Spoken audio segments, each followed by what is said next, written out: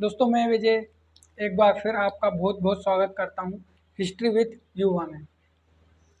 दोस्तों इससे पहले हमने क्लास 18 में कल की क्लास में उत्तर वैदिक काल का प्रारंभ किया, लेटर वैदिक पीरियड को पढ़ना शुरू किया।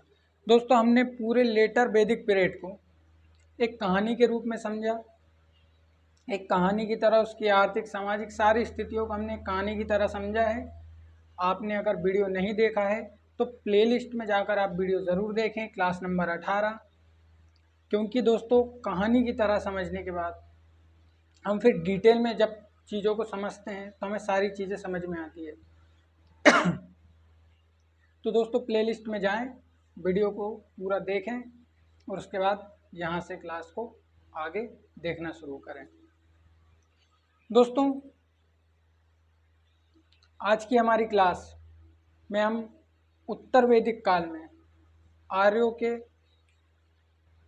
भौगोलिक स्थिति को और आर्यों की जो जानकारी अब हमें इस काल में मिलने वाली है वो किन किन स्रोतों से मिलने वाली है, कौन कौन से सोर्स होने वाले हैं, उन सारी चीज़ों का हम अध्ययन करेंगे। उन सारी चीज़ों को आज हम स्टडी करेंगे, बहुत डिटेल में हम सारी चीज़ों को पढ़ेंगे।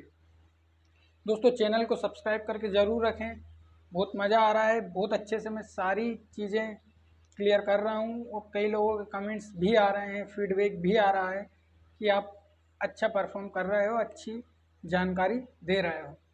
तो दोस्तों आप सबका ही साथ है।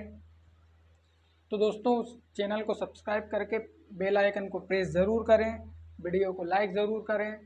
और दोस्तों बहुत मेहनत लगती है हिस्ट्री को पढ़ने में। मैंने अपने जीवन के, अपनी जवानी के कई घंटे दिए हैं। सबसे ज़्यादा मैंने हिस्ट्री और ज्योग्राफी सब्जेक्ट को पढ़ा है। तो दोस्तों इतनी मेहनत की है और इतनी मेहनत से मैं वीडियोस बनाता हूँ, एडिट करता हूँ, सारी चीज़ें मैं खुद करता हूँ। तो दोस्तों आप लोगों का प्यार और सपोर्ट मुझे ज़रूर दें, बड़ी कृपा होगी। तो चलिए दोस्तों शुरू करते हैं।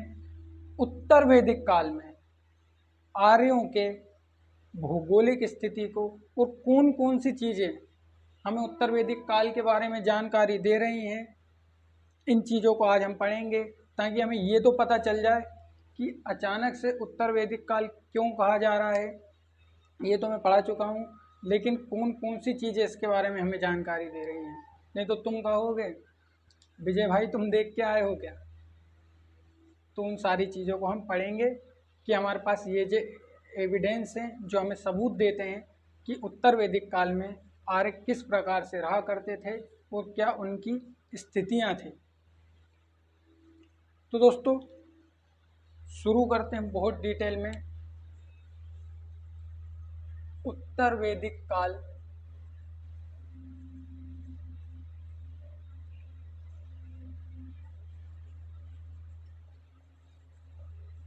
आर्यों की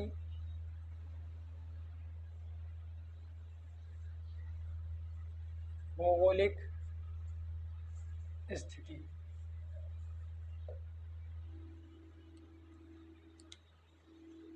दोस्तों उत्तर वैदिक काल क्यों कहा गया, ये मैंने पिछली क्लास में बहुत अच्छे से क्लियर किया है। उसके बाद दोस्तों अचानक से हम फिर से पढ़ रहे हैं आर्यों की भौगोलिक स्थिति, क्योंकि इससे पहले हमने वैदिक काल में, पूर्व वैदिक काल या ऋग्वैदिक काल में आर्यों की भौगोलिक स्थिति को पढ़ा था। अब फिर से क्यों पढ़ रहे हैं, क्योंकि अब यहाँ पर कंडीशंस बदल चुकी हैं, यहाँ पर स्थितियाँ बदल चुकी हैं, यहाँ पर अब आर्यों की संस्कृति भी बदल चुकी है, इनके रहन सहन का तरीका, सामाजिक स्थिति, आर्थिक स्थिति, सारी चीज़ें बदल चुकी हैं। और क्योंकि ये वेदों का अंतिम हिस्सा है जो हमें भारतीय इतिहास की जानकारी देता है, इसलिए हम इसे उत्तर वैदिक काल कह रहे हैं, लेटर वैदिक पीरियड कह रहे हैं। तो दोस्तों आर्यों की भौगोलिक स्थिति ये आज का हमारा सबसे मेन टॉपिक है। और दूसरी चीज़ आज की इस क्लास की जो मेन होने वाली है वो है कि कौन कौन से स्रोत हमें जानकारी देते हैं आर्यों की भौगोलिक स्थिति के बारे में, आर्यों के इस चरण के बारे में।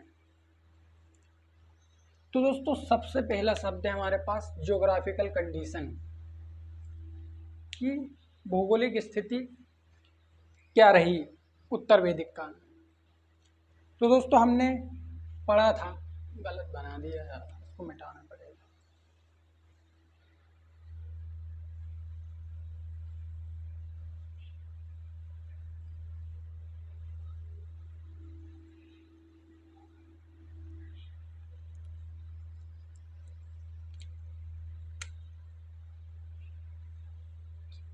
दोस्तों हमने वैदिक काल में या ऋग्वैदिक काल में ये पढ़ा था कि आर्य पहले सप्त सेंदप प्रदेश में रहे, जहां पर सिंधु,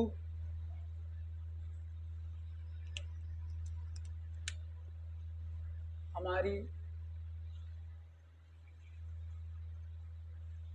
चिनाब, झेलम,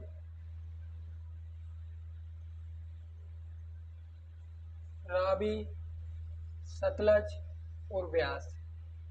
दोस्तों इस सप्त सेंदप प्रदेश में हमने पहले पढ़ा था कि आर्यों ने अपना निवास स्थान बनाया और यहीं पर आर्य रह रहे थे। ये सप्त सेंदप प्रदेश।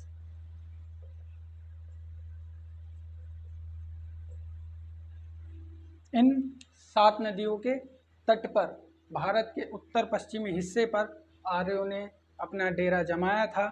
हमने ऋग्वैदिक काल में सारी चीज़ों को पढ़ा है। इसलिए दोस्तों मैं बार बार कहता हूँ कि आप पहले पिछली क्लासेस को देखें, लास्ट क्लासेस को देखें, उसके बाद आपको सारी चीज़ें बहुत अच्छे से समझ में आएगी। अब दोस्तों सप्त सेंदप प्रदेश से सीमा हटकर पूर्व की ओर शिफ्ट होने लगी। इस युग में उत्तर वैदिक काल में अब भौगोलिक स्थिति भारत के उत्तर पश्चिमी सीमा से हटकर पूर्व में या ईस्ट में शिफ्ट होने लगी। पूर्व में शिफ्ट होने लगी इसीलिए उत्तर वैदिक काल नहीं कहा जाता, कारण दूसरे हैं। तो अब दोस्तों सबसे पहला सवाल ये आता है कि ये पूर्व में क्यों जा रहे हैं। सप्त सेंदप प्रदेश भी तो एक अच्छी जगह है। जब आर्य शुरुआत में भारत में प्रवेश कर रहे थे, उन्होंने अफगानिस्तान, पाकिस्तान के बाद सिंधु के मुहानों को पार करके जब भारत में एंट्री की, तब उन्होंने पूर्व में जाना उचित क्यों नहीं समझा, और अब ये पूर्व में क्यों जा रहे हैं, पहले क्यों नहीं गए। तो ऐसा तो नहीं है कि यहाँ पर अब इन्हें सोमरस नहीं मिल रहा, कि सोमरस नहीं मिल रहा हो और सोमरस के ये लोग बहुत आदी थे और इंद्र देवता की पूजा करनी थी, इसलिए सोमरस चाहिए था और सोमरस नहीं मिल रहा, इसलिए इन्होंने यहाँ से जाना उचित समझा। तो ऐसा तो नहीं है कि यहाँ सोमरस नहीं है, पूरे ब्रांडों की दुकान खुली है, किंगफिशर, रॉयल स्टेग, लाल सफ़ेद, सारे ब्रांड यहाँ पर मिल रहे हैं। तो फिर ये क्यों छोड़ कर जा रहे हैं, क्या कारण हो सकता है। ऐसा तो नहीं है कि सारे सरकारी नौकरी करते थे और सबका एक साथ ट्रांसफ़र कर दिया हो राजा ने, तो ऐसा भी नहीं है। तो क्या कारण हो सकते हैं कि यहाँ के लोग सप्त सेंदप प्रदेश को छोड़कर अब भारत के पूर्वी हिस्से में शिफ्ट हो रहे हैं। तो इतिहासकारों की बात करें, हम लेजेंड्स की बात करें, तो लेजेंड्स क्या कहते हैं, क्योंकि पूरे टाइम लेजेंड्स फ्री हैं, बैठ के एक ही काम है पढ़ना। तो लेजेंड्स का क्या कहना है पूर्व में शिफ्ट होने को लेकर। तो दोस्तों मैंने कई सारी बुक्स पढ़ी हैं। मैंने आर एस शर्मा को पढ़ा है, मैंने एनसीईआरटीज़ को पढ़ा है, लूसेंट को पढ़ा है, उसके अलावा मैंने प्राचीन इतिहास की कई सारी और बुक्स भी पढ़ी हैं। कम से कम मैंने 8 बुक पढ़ी हैं। उन बुक्स में किसी भी राइटर ने ये नहीं लिखा कि उत्तर वैदिक काल में आर्य पूर्व में शिफ्ट क्यों हो रहे हैं, एक पर्टिकुलर कारण ये नहीं दिया किसी ने भी। लेकिन मैं आपको ये पढ़ा रहा हूँ अपनी तरफ से एक अलग सब्जेक्ट बनाकर, एक अलग विषय बनाकर कि आर्य पूर्व की ओर क्यों जा रहे हैं, ये हमारा विषय है आज का, ये हमारा टॉपिक है। तो कितने कारण हो सकते हैं, क्या क्या कारण हो सकते हैं, वो सारी चीज़ें हम हमारे दिमाग से एनालिसिस करके बता सकते हैं। कि हो सकता है सोमरस नहीं मिला हो, इसलिए ये पूर्व की ओर सोमरस ढूंढने जा रहे हैं, क्योंकि इंद्र देवता से पुत्र गाय की और घोड़े की कामना करना है। एक कारण ये हो सकता है। एक कारण ये हो सकता है कि सभी सरकारी नौकरी वाले हों, सिविल सर्विस एग्ज़ाम्स वाले हों, तो सबका राजा ने एक साथ ट्रांसफ़र कर दिया हो, ये भी संभव नहीं है। तीसरा कारण ये हो सकता है कि कुछ भौगोलिक परिवर्तन हुए होंगे, क्योंकि हमने हड़प्पा काल में पढ़ा था कि यहाँ पर बाढ़ आई थी या यहाँ पर भूकंप आया था, जिसके कारण सिंधु सभ्यता का अंत हुआ होगा। ये कारण हो सकता है कि यहाँ पर भौगोलिक परिवर्तन हुए होंगे, ज्योग्राफिक कंडीशंस यहाँ पर अनस्टेबल हुई होंगी, जिसके कारण यहाँ के लोग अब ईस्ट में शिफ्ट हो रहे हैं। ये कारण भी हो सकता है। कारण ये भी हो सकता है कि 500 साल से एक ही जगह पर रह रहे हैं, लगभग 1500 से 1000 BC तक एक ही स्थान पर आर्य रह रहे हैं। सोमरस एक जगह का पी पी के सफ़ेद और रॉयल स्टिक पी पी के इनका मन भर गया हो, इसलिए इन्होंने सोचा हो सकता है कि यहाँ पूर्व में दूसरे ब्रांड मिल जाएं। ये भी एक कारण हो सकता है। और क्या कारण हो सकते हैं? एक कारण ये भी हो सकता है कि अब राजा साम्राज्यवादी हो गए। अब राजाओं ने साम्राज्यवाद करने का सोच लिया। अब उनको एक छोटे से क्षेत्र में, एक छोटे से एरिया में, एक छोटे से स्टेट में रहने में मज़ा नहीं आ रहा होगा, और उनका मन कर रहा होगा क्यों ना एक बड़ा सा हम स्टेट बनाए, एक अच्छा सा एरिया हमारे कब्जे में हो, बहुत सारे दास दस्यु, क्योंकि इस समय दास और दस्यु गुलाम बनाए जाते थे, तो हो सकता है राजा की ये मनसा भी रही हो।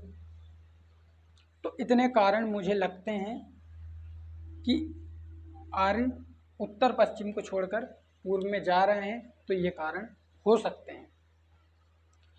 तो अब क्योंकि फाइनली आर्य यहाँ से निकल गए हैं, इन्होंने ठेले में, जो ठेला है, ठेले में इन्होंने अपना सामान आवन, बोरी बिस्तर, अर्तन बर्तन सब भरा है, वेद वेद जो भी इनके पास है सब ठेले में भरा है।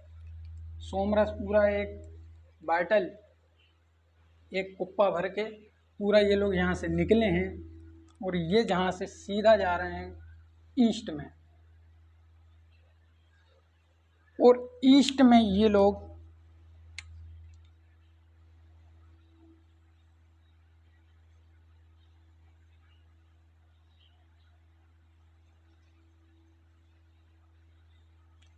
ये है हमारा यमुना, तो अब दोस्तों ये निकले हैं ठेला एला धर के, पूरा कोर्स कंप्लीट करके, सोमरस ओमरस सब ले लिया इन्होंने, रात्रि आश्री की सारी व्यवस्थाएं हैं, और ये यहाँ से निकले हैं ईस्ट में। और दोस्तों ये पहुँचे हैं यमुना नदी गंगा नदी के दोआब में, बीच वाले हिस्से में। दो नदियों के बीच में जो एरिया होता है उसे हम दोआब कहते हैं, और इसी दोआब में आर्यों ने अपना निवास स्थान ले लिया है, जिसे ब्रह्म ऋषि देश, मध्य देश या गंगा यमुना दोआब कहा जाता है। याद करो वो दिन जब मैंने सिंधु सभ्यता के अंत के बाद आर्यों के मूल निवास स्थान को लेकर जो लेजेंड्स के मत हैं, जो लेजेंड्स की थ्योरी है, उनको पढ़ाया था। उनमें गंगादास झा ने ये कहा था, पंडित गंगादास झा ने, कि आर्य गंगा यमुना दोआब अर्थात ब्रह्म ऋषि देश या मध्य देश के मूल निवासी हैं, इसीलिए उन्होंने कहा होगा। क्योंकि आर्य बाद में पूर्व में शिफ्ट हुए हैं, आर्यों को हमने पूर्व में देखा है। तो दोस्तों ये गंगा यमुना दोआब के क्षेत्र में आए हैं, ये यहाँ पर रहते हैं। इसके अलावा राजस्थान, झारखंड, उत्तरी उत्तर प्रदेश, हमारा दिल्ली वाला इलाका और दक्षिण भारत के इस एरिया को छोड़कर मध्य प्रदेश, इन सभी स्थानों पर आर्यों ने कब्जा किया है और इन सभी स्थानों पर आर्य बिजली की तरह फैल गए। इतनी तेज फैले, पूरे में अब आर्य दिखाई देंगे और इनके साक्ष्य क्या क्या हैं, क्या क्या स्रोत हैं जो सिद्ध करते हैं कि आर्यों ने इन स्थानों पर अपना डेरा डाला, अपना निवास स्थान लिया। इन सारी चीज़ों को भी हम पढ़ेंगे। दोस्तों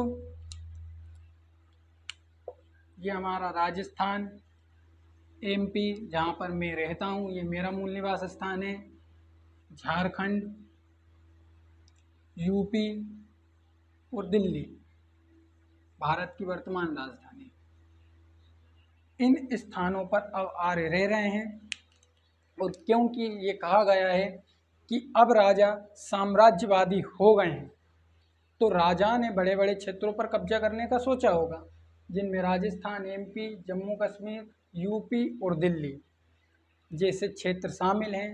और यहाँ पर जनपद की अवधारणा भी महसूस की गई है कि यहाँ पर अब राजा साम्राज्यवादी हुए हैं और राजा अब जनपद में रहने लगे, बड़े बड़े जनपद बनने लगे, जिनमें हस्तिनापुर, वर्तमान मेरठ, हस्तिनापुर, विधे बिहार, कोसल,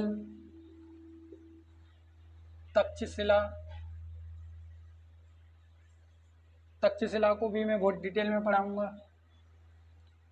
यहाँ राजस्थान, एमपी में अतरंजी खेड़ा, बटेसर, इन सारे स्थानों पर आर्यों के रहने के साक्ष्य मिले हैं। इन सारे स्थानों पर आर्य रहते होंगे। अब दोस्तों क्योंकि राजा साम्राज्यवादी हो गए थे और हमने पिछली क्लास में भी पढ़ा था कि जन प्लस जन इजिकल्स टू जनपद, जिनमें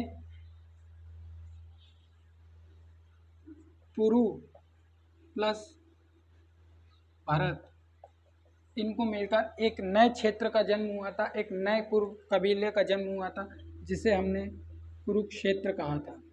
ये नया कुरु कबीला है, यहाँ के लोग कुरु कहलाते हैं। और इसी कुरुक्षेत्र में लगभग ईसा से 950 साल पहले महाभारत का युद्ध लड़ा गया था कौरव और पांडवों के बीच में।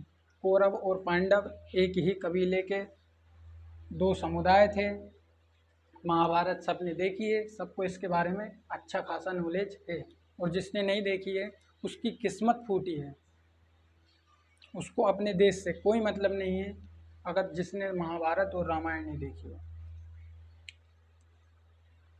और दोस्तों एक और महत्वपूर्ण जनपद था तुरबुश plus Krivi equals to Panchal.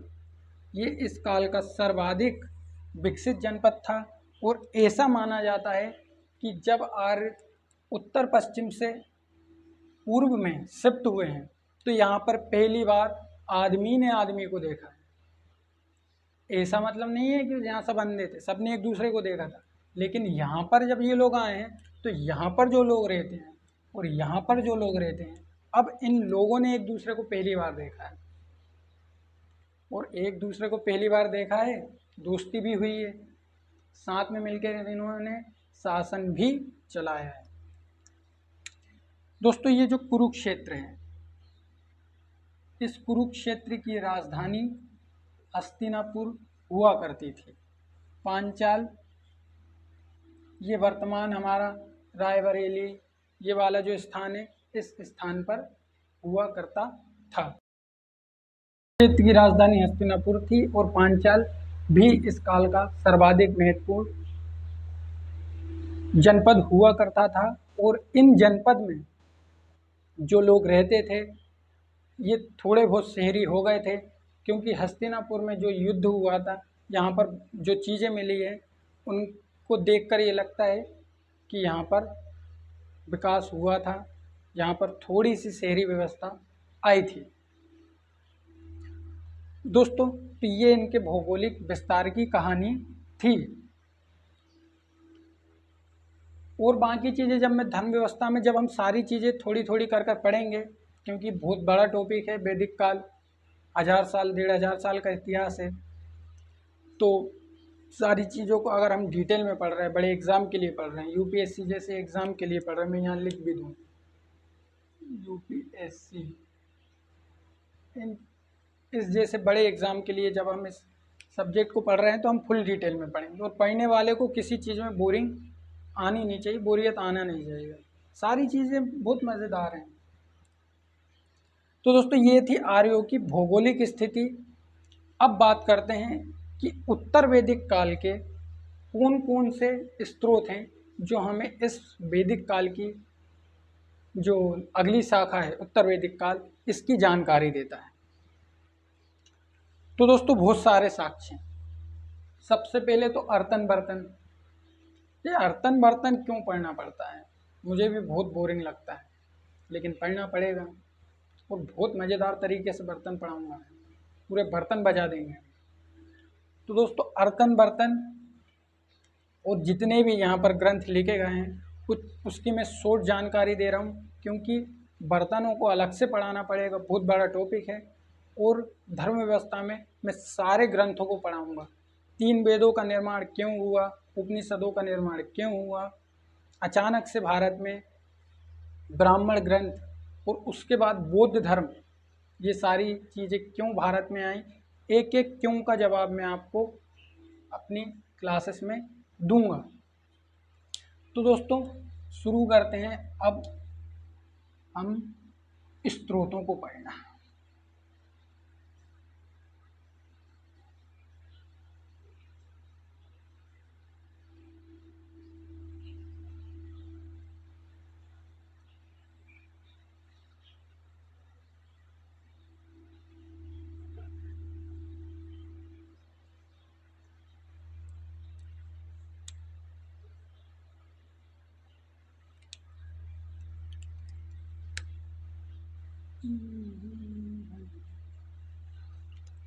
तो दोस्तों, ये भौगोलिक विस्तार आपको 100% समझ में आया होगा। कुछ नहीं है, पूर्व की ओर शिफ्ट हुए हैं। और एक चीज़, ये सदा नीरा या गंडक नदी, ये इस स्थान पर एक नेपाल से हमारे भारत में एंटर करती हुई नदी है, सदा नीरा या गंडक नदी। सदा नीरा अर्थात सदा नीर वाली नदी, जिसमें हमेशा जल रहता है, उस स्थान तक इन्होंने अपना विस्तार किया है। क्योंकि बाद के वैदिक ग्रंथों में केवल गंडक नदी एकमात्र ऐसी नदी है जो पूर्व तक इनके शिफ्ट होने की जानकारी हमें देती है। इससे ज़्यादा इन्होंने विस्तार नहीं किया, लेकिन उत्तर भारत में पूरे में ये फैल गए थे। अब कुछ लोगों को बड़ा टेंशन होगा, एक चीज़ सबको समझ में नहीं आ रही होगी कि यार तुम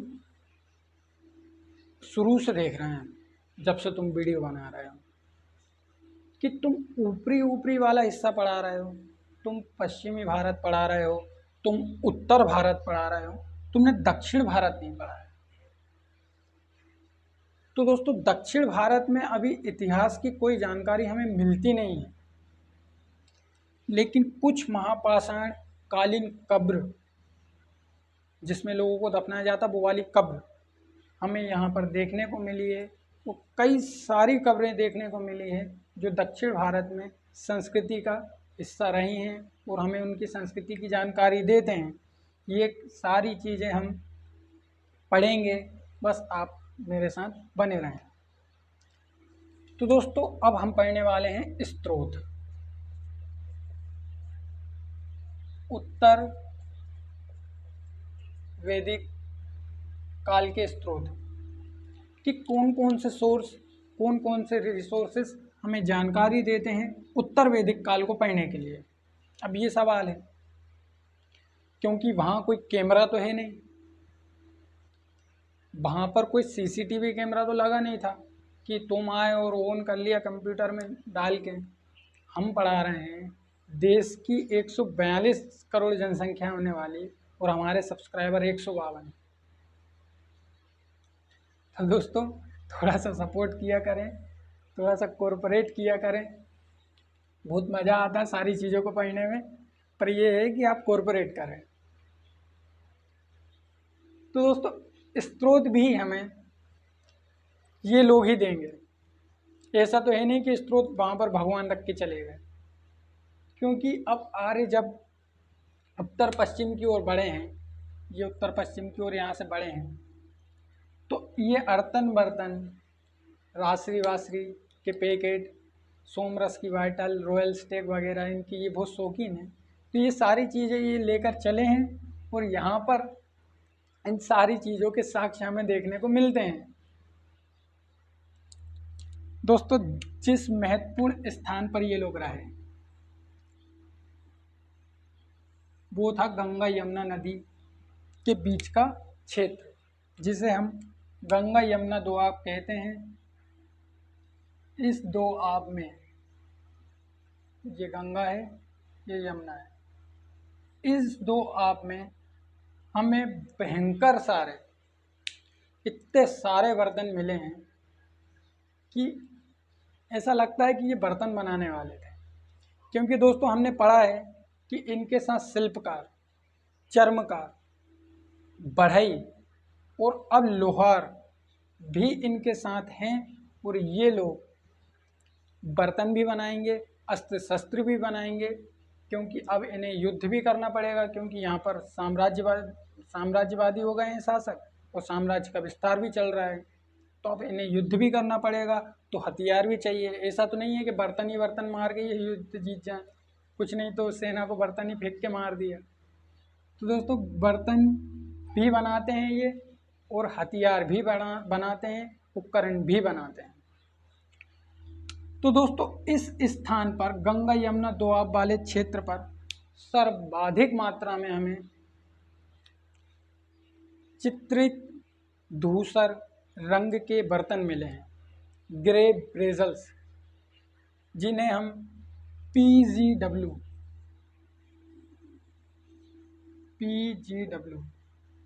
जिन्हें हम पीजीडब्ल्यू या चित्रित भूरे रंग के बर्तन,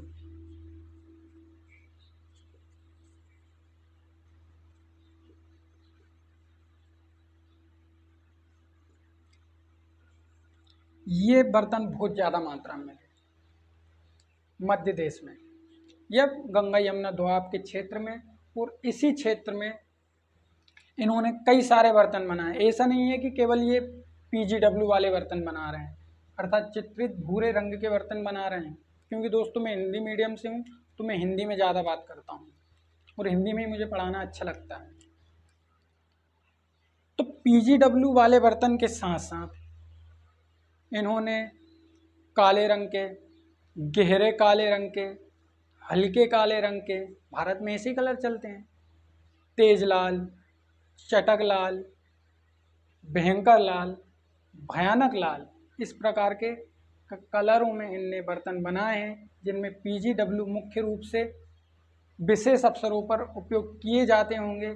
और ऊंचे तबके के लोग, जो उच्च वर्ग है, जो बड़े बड़े लोग हैं, राजा महाराजा हैं, उनके अधिकारी हैं, जैसे हम कार का यूज़ करते हैं ना, हम गरीब लोगों के लिए 4 पहिए वाली 800, बड़े लोगों के लिए फॉर्च्यूनर, ऐसे बड़े लोगों के लिए पीजीडब्ल्यू वाले बर्तन हैं। छोटे तबके के लोग लाल मिट्टी के बर्तन उपयोग किया करते थे, इसलिए इस काल के सर्वाधिक लोकप्रिय बर्तन लाल मिट्टी के बर्तन हैं।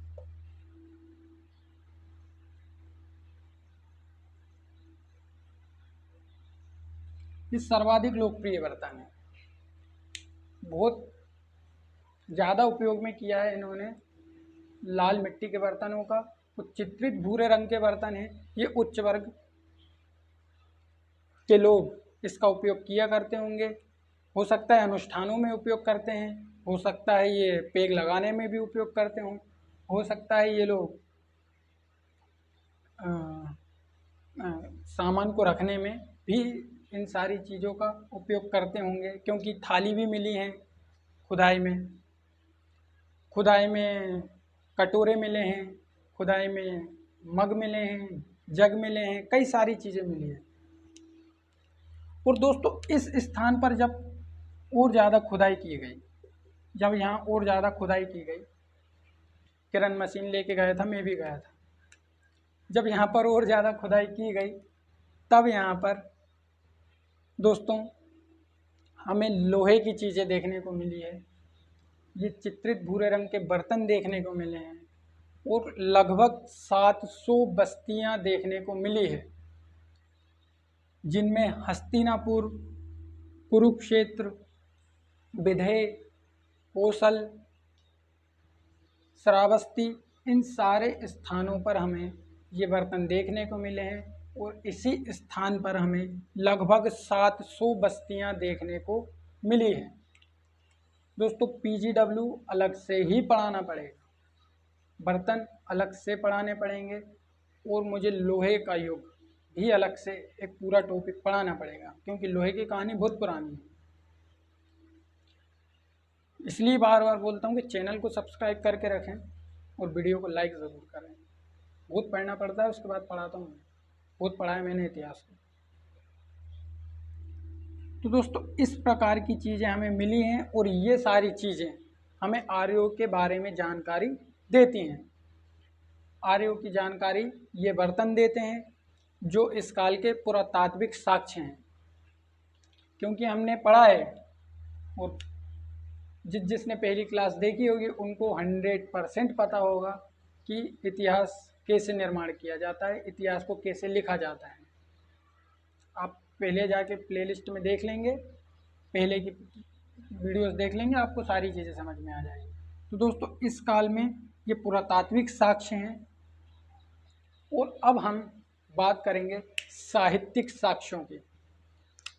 दोस्तों साहित्यिक साक्ष्य इस काल में ऋग्वेद के बाद यजुर्वेद, सामवेद, अथर्ववेद, ब्राह्मण ग्रंथ, उपनिषद, अरण्यक, कई सारी ज्ञान मार्गी रचनाएं हुई हैं। कई सारे अनुष्ठानों का इन रचनाओं में वर्णन है।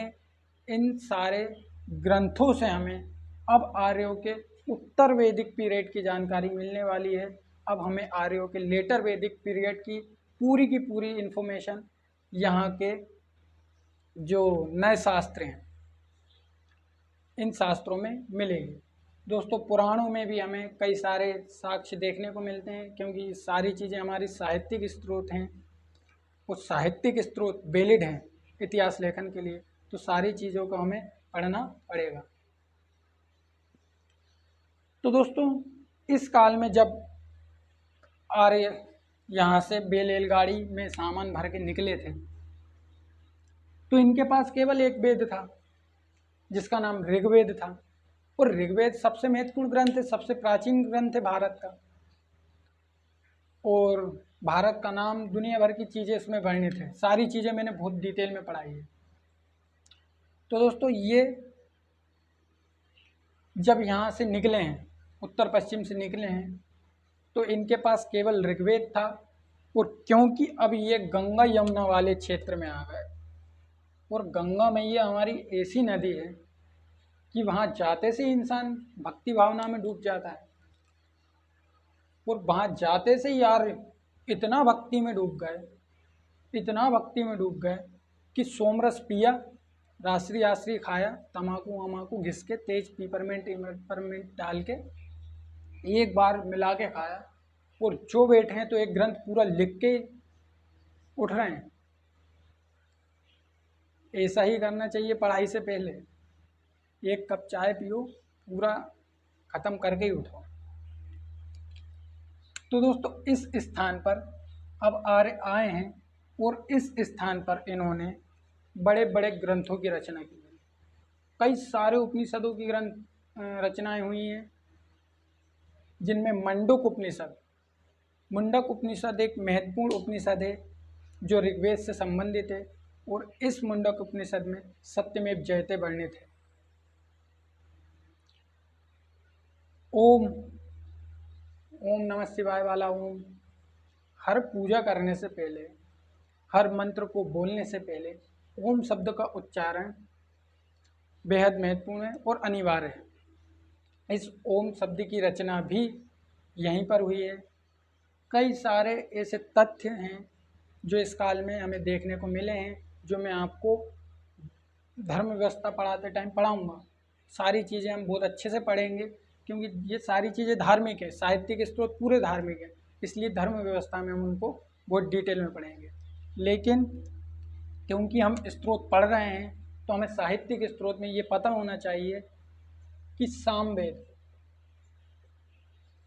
सामवेद का जन्म कैसे हुआ, सामवेद की रचना क्यों हुई, ये सारे जवाब मैं आपको दूंगा। हर क्यों का जवाब मिलेगा आपको। हिस्ट्री में आप मुझसे किसी भी क्यों का जवाब पूछेंगे, मैं आपको दूंगा।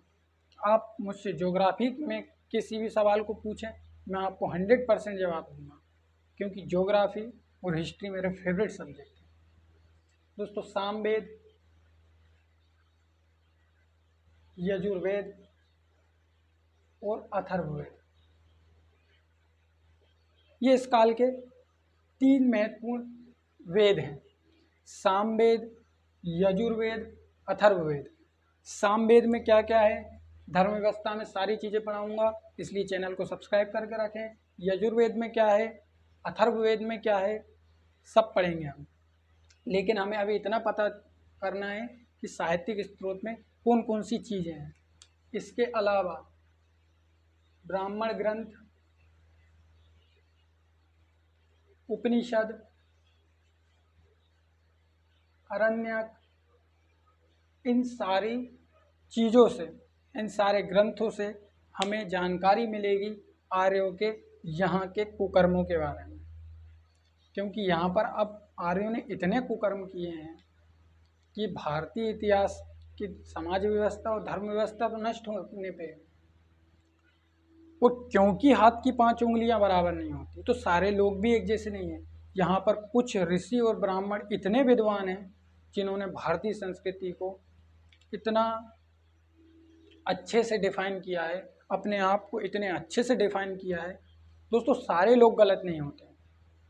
उत्तर वैदिक काल में कुछ ब्राह्मण ने, कुछ पुरोहितों ने धर्म की बहुत अच्छी व्याख्या की है, उन्होंने मानव धर्म की बहुत अच्छे से व्याख्या की है, उन्होंने भारतीय संस्कृति की बहुत अच्छे से व्याख्या की है, उन्होंने ईश्वर की बहुत अच्छे से व्याख्या की है। हाथ की 5 उंगली बराबर नहीं होती। सारे ब्राह्मण यहाँ पर गलत नहीं है, ना यहाँ पर कोई पुरोहित व्यक्ति गलत है। यहाँ पर कुछ लोग सही हैं तो कुछ लोग गलत भी हैं। तो दोस्तों, ये थे हमारे साहित्यिक स्रोत, ब्राह्मण ग्रंथ, उपनिषद, अरण्यक। इसके अलावा दोस्तों, धात्विक जो स्रोत हैं वो भी बेहद महत्वपूर्ण स्रोत हैं, क्योंकि यहाँ पहली बार लोहे का उपयोग प्रारंभ होगा। तांबे को अब ये लोग नकार देंगे। और मैंने बताया था कि क्योंकि अब ये ईस्ट में शिफ्ट हो गए हैं, तो ये यहाँ के लोगों को मलेच्छ कहना शुरू कर देंगे कि तुम अब निम्न हो। और आर्यों ने ये निम्न शब्द क्यों भारत में लिया है, इस निम्न शब्द से आज तक भारत निम्न स्थिति पर है। तो दोस्तों, ये थी आज की क्लास की महत्वपूर्ण बातें, जिनमें हमने पढ़ा है भौगोलिक स्थिति को कि आर्य अब कहाँ कहाँ पर है। हमने पढ़ा है पुरातात्विक और साहित्यिक स्रोतों को, जिनके आधार पर हमारे जो इतिहास का लेखन होता है, इन दोनों स्रोतों को हमने पढ़ा कि ये और ये मिलकर अब हमें उत्तर वैदिक काल की जानकारी देंगे, उत्तर वैदिक काल को समझने में हमारी हेल्प करेंगे, हमारी मदद करेंगे। और दोस्तों, क्योंकि ये जो क्लास है आज की क्लास नंबर 19, ये क्लास बहुत इम्पोर्टेंट है मेंस एग्ज़ाम्स के लिए। जो हमारे मेंस एग्ज़ाम्स होते हैं, चाहे हम MPPSC के हों, चाहे UPPSC के हों, चाहे हम UPSC के हों, उन सारे चीज़ों में बर्तन और हमारे ये साहित्यिक स्रोत महत्वपूर्ण भूमिका निभाते हैं, क्योंकि इनसे कई सारे क्वेश्चंस पूछे जाते हैं। हजारों क्वेश्चंस मैंने देखे हैं ऐसे जो हिस्ट्री में इन दो टॉपिक्स से बहुत रिलेटेड है। एक तो हमारा पुरातात्विक स्रोत और दूसरे हमारे साहित्यिक स्रोत। सारी चीज़ों को बहुत डिटेल में पढ़ेंगे, तीनों ग्रंथों को बहुत डिटेल में पढ़ेंगे, ब्राह्मण ग्रंथ, उपनिषद, अरण्य बहुत डिटेल में पढ़ेंगे। और दोस्तों बर्तनों को और लोहे को अलग से पढ़ना पड़ेगा। एक क्लास में केवल बर्तन और लोहे को पढ़ेंगे, एक क्लास में हम पूरे धर्म व्यवस्था को पढ़ेंगे, एक क्लास में हम पूरी सामाजिक व्यवस्था को पढ़ेंगे, एक क्लास में आर्थिक स्थिति, कृषि एवं पशुपालन को पढ़ेंगे, एक क्लास में हम राजनीतिक स्थिति को पढ़ेंगे, जो इस काल में सबसे महत्वपूर्ण टॉपिक हैं। और दोस्तों आप भले चैनल को सब्सक्राइब ना करें, वीडियो को लाइक ना करें, लेकिन मैं विनती करता हूं कि आप वीडियो पूरा देखा करें। बड़ी समस्या है लोगों के साथ, वीडियो पूरी नहीं देखते, पहले ही कमेंट कर देते हैं। तो कम से कम वीडियो तो पूरी देखें आप, उसके बाद आप कमेंट करें तो मुझे जवाब देने में भी अच्छा लगे। दोस्तों ऐसा नहीं होना चाहिए कि गेंद आने से पहले बैट घुमा दें, तीनों स्टंप उड़ जाएंगे। नहीं, सूर्य कुमार यादव बनने की कोशिश नहीं करना है, पहले भी समझाया हमने। तो दोस्तों वीडियो को पूरा देखा करें, उसके बाद आप सवाल पूछें तो मुझे अच्छा भी लगे सुनने में। और दोस्तों एक अभी कमेंट आया था मुझे कि पहले पढ़ लो भैया, तो उन महाश्री से मेरा निवेदन है, उनका नाम तो शायद उनके चैनल के लोगों पर नहीं था, लेकिन मैं उनसे रिक्वेस्ट करता हूं कि आप इससे पहले वाली क्लास देखें। उन्होंने मेरी सबसे पहली क्लास देखी थी, जिसमें थोड़ी सी मैं खुद मानता हूं कि क्वालिटी कम थी, लेकिन उन्होंने मेरी अभी की क्लासेस नहीं देखी हैं, जिनमें मैंने इम्प्रूवमेंट किया है। और दोस्तों मैंने अपनी पिछली क्लास में भी कहा था कि युवाओं को कम समझने की, कम आंकने की गलती ना करें, अपने विरोधी को, अपने कॉम्पिटिटर को कभी भी कम ना समझे। ये रावण ने लक्ष्मण को ज्ञान में दिया था, और हमारे प्राचीन ग्रंथ, हमारे वेद, धर्मशास्त्र हमें ये ज़रूर बताते हैं और ये जानकारी हमें देते हैं कि हमें कभी भी किसी को अंडर एस्टिमेट नहीं करना चाहिए, अंडर एस्टिमेट कभी नहीं करना चाहिए। क्योंकि दोस्तों भारत एक ऐसा देश है जहाँ पर, भारत एक ऐसा देश है दोस्तों जहाँ पर उम्र के आगे, जहाँ पर रिश्तों के आगे व्यक्ति के नॉलेज को कम समझा जाता है, उसके नॉलेज को कम आंका जाता है। तो दोस्तों कभी भी किसी नौजवान को, किसी भी युवा को अंडर एस्टिमेट ना करें। अपने से छोटे व्यक्ति को या अपने से उम्र में बड़े व्यक्ति को उम्र और रिश्तों के आधार पर ना आंकें, क्योंकि नॉलेज हो सकता है कि हमसे ज़्यादा हो, और भगवत गीता में भी लिखा है कि हम एक चीज़ कभी नहीं मान सकते, स्वयं की गलती और अपने से ज़्यादा दूसरे को ज्ञानी। तो दोस्तों इन सारी चीज़ों से बचना है और हमें तो पढ़ना है। तो दोस्तों मिलते हैं अगली क्लास में। चैनल को सब्सक्राइब ज़रूर करें, वीडियो को लाइक ज़रूर करें।